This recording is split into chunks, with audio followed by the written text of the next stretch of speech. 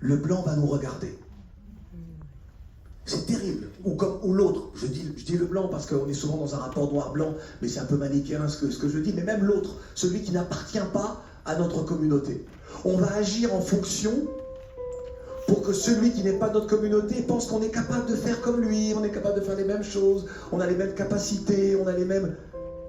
On le voit par exemple sur ce qui se passe en Martinique aujourd'hui. Moi j'ai quelqu'un qui me dit « Oui, mais tu te rends pas compte, Lodi, tu soutiens le R, tu soutiens ce trio-là, regarde comment est-ce que les gens regardent notre Martinique aujourd'hui, on détruit tout, on donne une mauvaise image de nous. » Vous pensez que des peuples qui ont subi ce qu'ils ont subi sur des terres coloniales d'esclavage, vous pensez que le seul questionnement aujourd'hui c'est de se dire comment est-ce que l'autre nous voit au regard de nos agissements face à la vie chère, face aux inégalités de traitement qui perduraient depuis très longtemps. Certains le savent, mais j'ai été délégué interministériel pour l'égalité des chances des Français d'outre-mer, et je peux vous dire que j'ai vu le niveau de racisme de l'État envers les territoires d'outre-mer. C'est pour ça que dans mon dernier rapport, en 2012, je dis très clairement, parce que c'est une militante qui est entrée et c'est une militante qui est sortie de la fonction, je dis la France traite l'outre-mer comme les confettis de son ancien empire colonial et que nous sommes fondés à aller vers une évolution statutaire. Autonomie, indépendance. Donc, pour revenir sur ta question, je me suis peut-être un peu éloigné sur, lorsque tu dis sur la dimension... oui. Versus, en fait, on dénonce et on est en droit de dénoncer. Il ne faut pas non plus tomber dans la victimisation. Oui, mais même pour moi, les mots sont piégés aujourd'hui. Lorsque nous revendiquons quelque chose, lorsque nous disons, on ne demande pas la charité, on ne mendie pas, on ne tend plus la main. Une personne qui est là me rappelait tout à l'heure une de mes chansons, et dans une chanson où je disais Noukavili, je dis on ne tend plus la main, on ne vient plus pour mendier, c'est une chanson des années 90, d'ailleurs on est en 2024. Et on n'est pas dans cette posture-là, nous. On nous dit oui, vous vous victimisez, on ne se victimise pas. Nous sommes aujourd'hui dans un temps où l'Occident, dans sa décadence morale, décadence politique, décadence spirituelle, décadence en termes de droit international. Nous sommes, nous, dans cette nasse-là, et dans le même temps, on tente de nous dire que nous sommes dans la repentance, nous nous victimisons, ceci, cela, et dans le même temps, on est dans un truc extraordinaire. Parce qu'on sait, je ne sais pas si vous le sentez vous, individuellement ou collectivement, pour le coup collectivement, mais nous sommes dans des temps là, où les jours, les semaines, les mois, les années à venir sont pour nous. La renaissance, elle est là. Je suis très heureux d'entendre ce petit enthousiasme-là. Non mais c'est ça, et beaucoup de gens ne le voient pas, ne le comprennent pas. Moi, je le vois depuis quelques années, je me dis, il se passe quelque chose, ça y est. Que individuellement, les gens commencent à réfléchir, se dire, mais ça suffit maintenant, à bomber le torse. Même sur une histoire aussi du cinéma hollywoodien, Marvel, Black Panther, la première version, je voyais des Noirs marcher plus... Je bombe le torse, Black Panther. Alors c'est arrivé avec Obama aussi, et les gens bombaient le torse, les gens se sentaient... Au moment d'Obama, j'ai l'impression que tous les Noirs du monde étaient américains. Hein. C'est un truc incroyable. Hein. Bon, le soufflet est vite redescendu, mais c'est important parce que ça vient motiver. Ça veut dire que c'est possible. Le fait que vous soyez là aujourd'hui, ça veut dire que c'est possible. Donc, victimisation, il y a un moment donné, nous, comme les mots sont piégés, ça, on prend poubelle. Ça n'existe pas. Je ne réponds pas à ça. Lorsque l'espoir, il est là. Il est évident, il est parce que nous sommes des femmes et des hommes. Nos parents ont subi un certain complexe. Nos parents, les grands-parents, les arrière-grands-parents. Mais aujourd'hui, nous, on est libres. Alors j'ai envie de dire merci aux réseaux sociaux, même s'il y a tout et rien, parce que c'est un peu le zinc du bar du coin, plus étendu que le bar du quartier, mais où tout se dit, mais c'est important, parce que c'est ça la vie des êtres humains aussi. Et c'est pour ça que j'ai confiance. Je suis un peu plus vieux que beaucoup d'entre vous. Dites-moi que ça se voit pas. Ah bon? J'ai eu 60 ans le 2 novembre.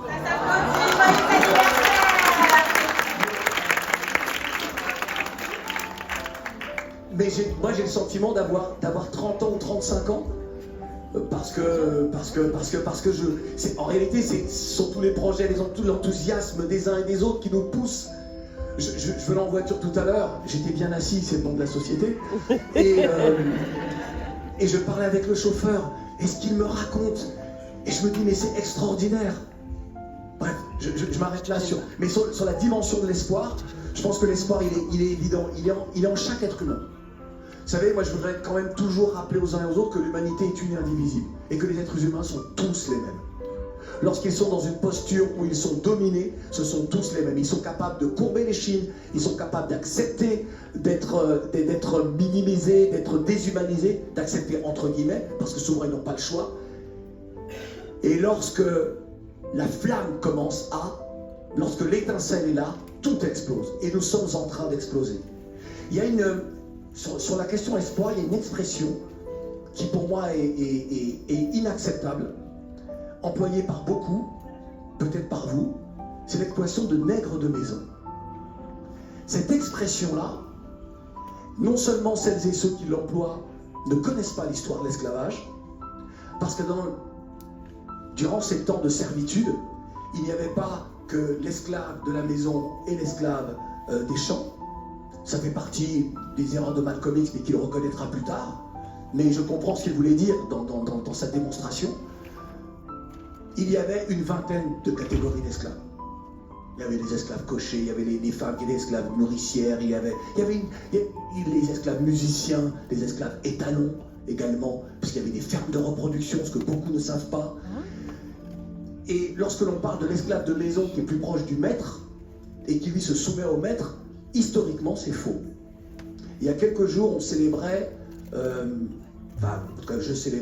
rendais honneur à Nat Turner.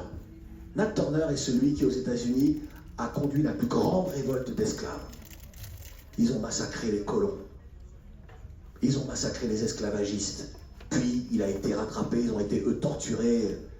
Ils ont massacré comme un peuple en résistance n'accepte pas et peut tuer dans un acte dit aujourd'hui, je fais des parallèles terroristes, mais ils voulaient justement ne pas plus accepter les coups, les fers, les membres que l'on coupe parce que les esclaves s'enfuient ou refusent d'obéir au maître.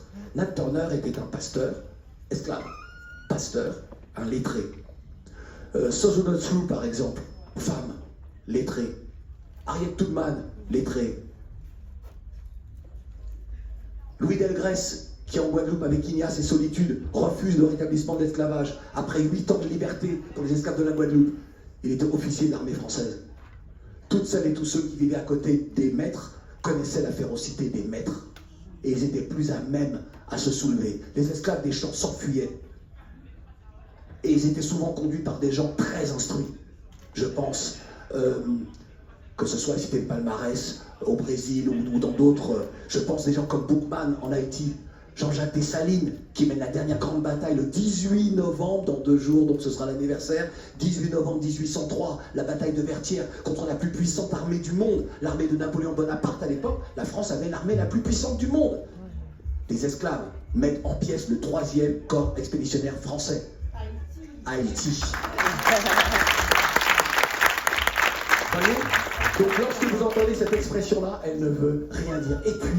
Et puis, puisqu'on parle d'espoir, on parle de victime, il est peut-être temps, je parlais d'estime de soi tout à l'heure, il est peut-être temps de rappeler que dans les fers de l'esclavage, il y a eu des femmes et des hommes avec un courage extraordinaire. Il y a eu celles et ceux qui n'ont pas eu d'autre choix, parce que nous ne sommes pas égaux devant le courage, d'accepter, de subir et de donner naissance à leurs enfants pour que, s'il y a encore aujourd'hui des Afros dans les Caraïbes et dans les Amériques, c'est parce qu'on a une capacité de vie extraordinaire et que la vie est plus importante que tout. Il faut vivre, quel que soit, sur le continent on le sait, il faut vivre encore et encore.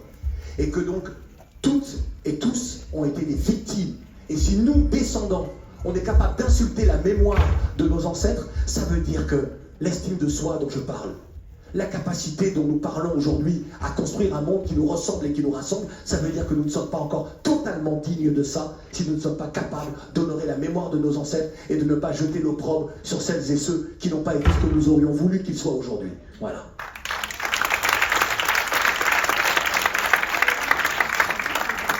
J'ai grincé les dents de la direction des RFI. Vous ne pouvez même pas imaginer, mais c'est pas grave. Je suis très lié à eux. avant d'arriver, il y a 2-3 heures, je parlais avec Gladys Roger, et avec donc ce qui se passe aux Antilles. On a parlé d'histoire au début de ce moment ensemble. Ce qui se passe aux Antilles, c'est ça, c'est-à-dire que là, vous êtes à une période charnière, où vous avez encore des gens qui s'accrochent à des privilèges nés d'une société coloniale, des gens qui ont peur du lendemain, qui ont peur d'être ce que Haïti est montré aujourd'hui en disant voilà ce qu'est Haïti, si vous osez aller vers une autonomie, vous serez Haïti. Des gens qui s'accrochent à leurs privilèges parce que vous avez une paupérisation de la société martiniquaise, mais guadeloupéenne aussi, hein, pareil. Hein. Vous avez des règles qui ne sont pas les mêmes en France hexagonale et en France d'outre-mer. J'appelle moi les anciennes colonies françaises de toute façon, quoi qu'il arrive. Vous avez une politique qui est encore une politique coloniale. Vous avez des territoires qui sont administrés par un ministère des Outre-mer, c'est l'ancien ministère des colonies, jusqu'en 1959. C'est-à-dire dans le même hôtel particulier. Hein.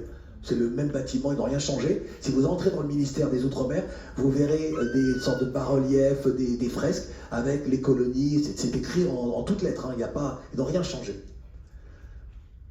Et vous avez donc tout un état d'esprit sur un territoire, sur des populations qui vivent à la fois sur leur terre et qui se disent, consciemment chez certains ou inconsciemment chez d'autres, quand même la France subvient à nos besoins. Ça c'est terrible, parce que ça veut dire que vous acceptez d'annihiler, d'enfouir une part de votre dignité. Un État qui vous dit que la règle sur son territoire, c'est ça. La règle doit être la même partout. Si la France n'a plus les moyens d'entretenir ses anciennes colonies, eh bien qu'elle permette à ces anciennes colonies d'aller vers une autonomie. D'ailleurs, puisque tout à l'heure tu parlais de ton retour au pays, le jour où la Guadeloupe est indépendante, moi je pars en Guadeloupe parce que je ne peux pas prôner quelque chose et après dire bon, c'est bon, vous êtes indépendant au pays, ok. Moi je suis à Paris, hein, quand vous voulez, venez me voir. C'est pas impossible. C'est-à-dire que, et là on est dans un temps de bascule sur ce qui se passe en Martinique. Je me suis disputé avec une de mes amies de longue date. On s'est engueulé, elle m'a dit « Ouais, toi, tu nous dis ceci, tu donnes des leçons de Paris, ces gens-là, il y a des outils qui ont été, donc des magasins qui ont été détruits, il y a des gens qui ne travaillent pas, qui sont au chômage technique, tu ne te rends pas compte ?» Et je lui ai dit « Tu penses que je ne me rends pas compte ?» Lorsque dans ma vidéo, je dis « Ce n'est pas à nous, à Paris, à dire ce que vous devez faire, c'est vous qui nous dites ce que nous pouvons faire pour vous aider. » Je lui dis, toi tu ne vois que cette dimension, encore une fois, matérielle, là où des gens ne pensent pas juste à leur présent, ils pensent au présent et à l'avenir. Taux de chômage, les enfants partent, il n'y a pas d'université digne de ce nom. Pour se former dans certains métiers, il faut venir en France. Aujourd'hui, les jeunes se disent, on va aller aux États-Unis, on va aller au Venezuela, on va aller à Cuba, mais pas plus en France. Vous vous rendez pas compte? Et vous...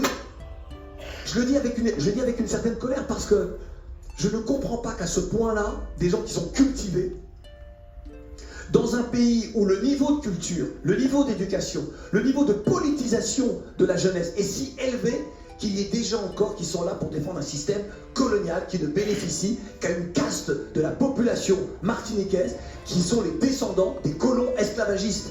C'est-à-dire qu'à un moment donné, lorsque votre cerveau n'est pas capable de dire « maintenant, ça suffit », c'est pas de dire on va chasser les uns et le fait qu'ils s'en aillent, ça va bénéficier aux autres. Non, c'est de se dire on va tout mettre sur la table, on va faire une réforme agraire dans ce pays, on va arrêter les privilèges accordés à certains. Si vous saviez l'histoire du chlordécone, j'ai pas envie d'être trop long sur ça, mais l'histoire du chlordécone, de l'empoisonnement des sols en Guadeloupe et en Martinique, où aujourd'hui le plus fort taux de cancer de la prostate au monde est en Martinique, en Guadeloupe, des îles où il y a 450 000, 470 000 habitants sur chacune des îles. Hein.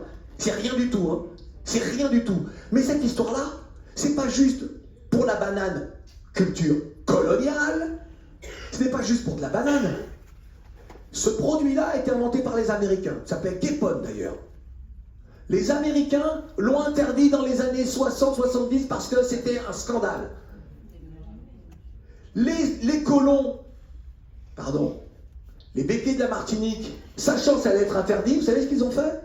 Ils ont acheté la licence et ils sont allés faire fabriquer le produit au Brésil. Oui. Ils ont changé le nom. Le truc arrive, on continue à l'exploiter. En France, il a été un peu exploité, mais il a été interdit. Mais comme il y a les accointances des uns et des autres, l'entre-gens et tout ce que vous voulez, eh bien on a permis, on leur a dit, bon ok, sur vos petites terres d'esclavage, allez, continuez à envoyer du chlordécone. Pour une culture coloniale, on en revient à l'histoire de l'esclavage. Et lorsqu'aujourd'hui, parce que le problème il est là, et je trouve que les Martiniquais sont très cool. Certains commencent à dire, on en a assez du privilège accordé aux béquets, au détriment de la population. Et je trouve que les gens sont soft sur cette question-là, parce qu'ils pourraient aller beaucoup plus loin. Et là, vous avez un préfet qui est incapable de comprendre, un ministre. Le seul lien qu'il a avec des gens non blancs, c'est d'avoir pondu un rapport sur l'immigration. À quel moment on va respecter nos populations? Mettez des gens, des femmes et des hommes qui savent à qui ils parlent pour pouvoir apaiser les choses, trouver des solutions. Ce n'est pas ce que la République veut. Non, on envoie la CRS 8 sur des territoires où on avait déjà envoyé dans les années 50, dans les années 60, 70, 80, des gens pour tuer. Les manifestations en 74 en Martinique, des ouvriers agricoles qui réclament, on les tue parce qu'ils réclament. En Guadeloupe, en 67, on tue les gens parce que les gens sont dehors et réclament. On dit qu'il y avait eu 2 morts à l'époque, et un gars qui a été secrétaire d'État à l'Outre-mer, lorsqu'il démissionne, il dit qu'il y a eu près de 100 morts. On tue les gens comme on tuait du temps de la colonie. Le nègre se révolte, on le tue. Tout ça, tout ce que je viens de vous dire là, je suis désolé avec un peu de colère, mais la résultante de tout ça, c'est ce qui se passe aujourd'hui. Lorsqu'on dit aux gens qu'on va leur donner juste sur 3000 produits ou 6000 produits, on va baisser les prix. D'ailleurs, dans mon émission sur RFI, Rodrigue, il explique bien. Hein. Il dit, je vais vous expliquer l'histoire. Ok, on baisse les prix sur cela, mais si je te prends une serpillière, je sais que tu vas avoir besoin du manche de la serpillière. Eh bien, je vais augmenter le prix sur le manche de la serpillière, puisque lui, il n'est pas dans les produits. Donc, en fin de compte, tout le monde se retrouve. Enfin, ceux qui vendent se retrouvent. Et l'État a le sentiment d'avoir apaisé la colère sociale. La colère d'un peuple, colère légitime et colère saine. C'est-à-dire qu'il y a un moment où ça suffit. Et les gens et je pense qu'il y a eu 44 jours de grève en Guadeloupe, en 2009. Ça ne va pas s'arrêter à 44 jours aujourd'hui. Les gens sont déterminés. Le boulonnage qu'il y a eu il y a 2-3 ans en Martinique, de statut, Cher, Esnambuc et tout ça, c'était une répétition de ce qui se passe aujourd'hui. Ouais, j'arrête, voilà, bref, j'arrête sur ça, mais je n'ai pas répondu à tout, je suis désolé, je me suis envolé. Vous mentionnez les personnes qui ont peur. Qu'est-ce que vous pouvez dire, pour rebondir ce que Stéphie disait sur l'espoir? Quel espoir vous pouvez leur donner quel message d'espoir vous pouvez donner aux gens qui ont peur? Moi, j'ai même pas de... Les gens qui ont peur, je ne changerai rien, mais j'ai même pas d'espoir à donner à celles et ceux qui sont sur le terrain. Parce que l'espoir, il est déjà là, il est évident, on le voit. On le sent dans les déterminations. Lorsque les gens sont là dans la rue et lorsqu'ils disent yo armé, nous pas armés, ils sont armés, mais nous on n'est pas armés, mais nous on est armés de notre espoir, de notre détermination à changer notre monde. Voilà, c'est ça. C'est lorsqu'il écrit tout ton cahier, rouge, rouge, rouge, rouge. Voilà, rouge, en français, mais c'est facile. Mais on est habillé en rouge et on y va, on est solidaire. C'est une puissance, mais c'est une puissance extraordinaire ce qui se passe.